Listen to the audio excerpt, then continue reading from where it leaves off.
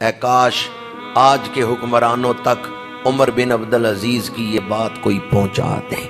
اس امت کو تکلیف ہوگی تو اللہ کے رسول کو تکلیف ہوگی، کیونکہ قرآن کہتا ہے لَقَدْ جَاءَكُمْ رَسُولٌ مِّنْ أَنفُسِكُمْ عَزِيزٌ عَلَيْهِ مَا عَنِتُّمْ حَرِيصٌ عَلَيْكُمْ بِالْمُؤْمِنِينَ رَءُوفٌ رَحِيمٌ. عزیز علیہ ما انتم، جو چیز تمہیں مشقت میں ڈالتی ہے وہ اللہ کے رسول پہ بڑی گراں گزرتی.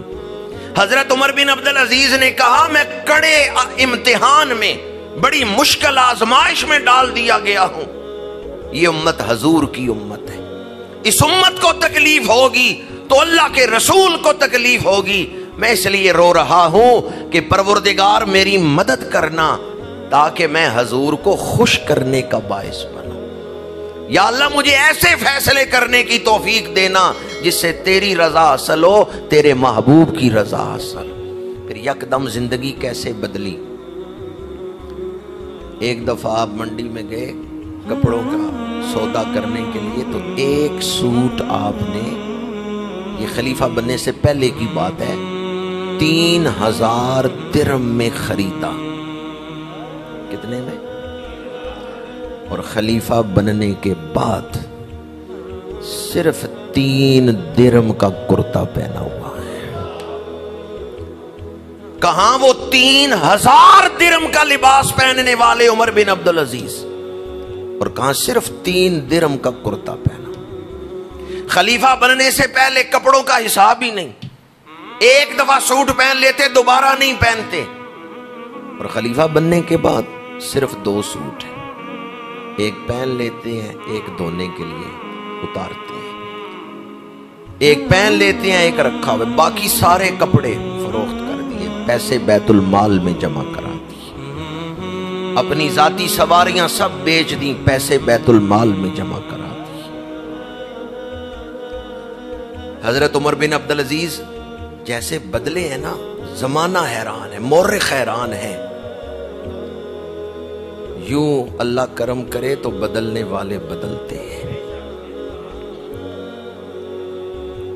آپ کی جو بیوی ہے وہ بادشاہ کی بیٹی تھی، بادشاہ کی بیوی تھی، گورنر کی بہو تھی، اور اس کے بھائی جو ہیں سلیمان بن عبد الملک، یزید بن عبد الملک، وہ سب بھی بادشاہ بنے.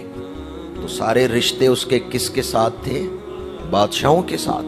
باپ بھی بادشاہ، سسر جو ہے وہ گورنر ہے مصر کا، بھائی جو ہیں وہ بعد میں بادشاہ بنے ہیں، خامن بھی بادشاہ.